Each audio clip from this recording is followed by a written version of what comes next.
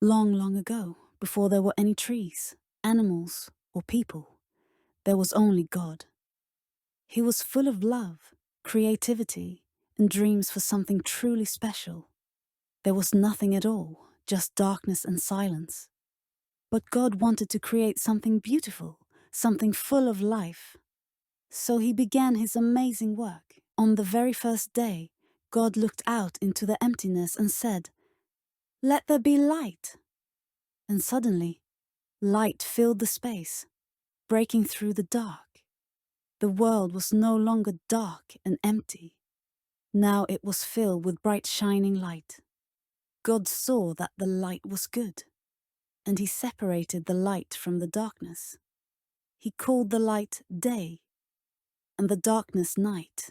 And that was the first day, day and night, light and dark. The world had begun.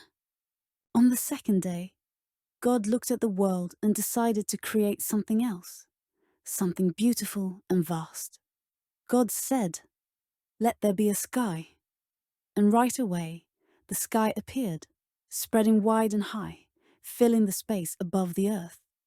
God separated the waters below from the waters above, and the sky was born.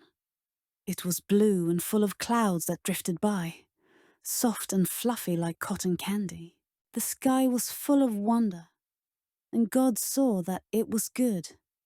It was the second day, and now the world was even more beautiful. On the third day, God was ready to create even more. He spoke again, saying, "Let the waters be gathered together so that dry land may appear." And as God spoke, the waters began to gather together, and dry land rose up from the sea. The land was filled with mountains, hills, valleys, and plains. Then God said, "Let the earth bring forth plants and trees." And all around, flowers bloomed, tall trees grew, and grasses spread across the land. The earth was now covered with green and colorful plants. And God saw that it was good. On the third day, the earth was full of life and beauty, and God was pleased. On the fourth day, God decided to make something to light up the day and night. He said, "Let there be lights in the sky to separate the day from the night." And with that, God created the sun to shine brightly in the day and the moon to glow softly in the night. He also placed stars in the sky, twinkling like diamonds. Now there was a beautiful rhythm, day and night, bright sun and glowing moon. The stars filled the sky with wonder, and God saw that it was good. On the fifth day, God filled the sky and the seas with creatures. He said, "Let the waters be filled with fish, and let the sky be filled with birds." And right away, the oceans became alive with fish of all shapes and colors. In the sky, birds soared and sang, their wings spreading wide.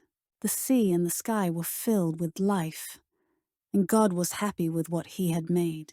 On the sixth day, God created even more wonderful creatures. He made animals, lions, tigers, bears, and many more, each one unique and special.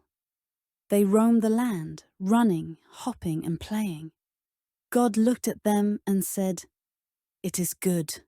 Then God did something even more amazing.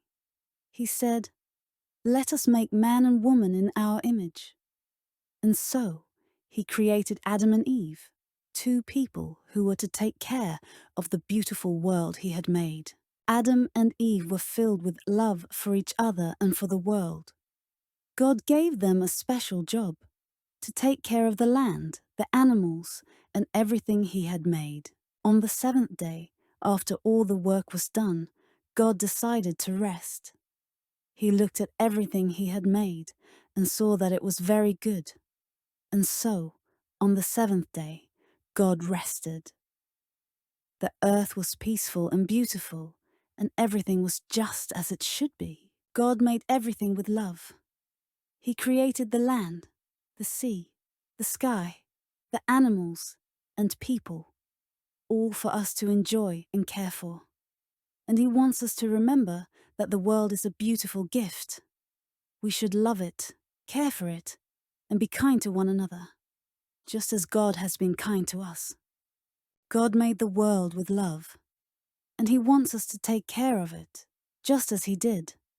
And that's the story of how everything began.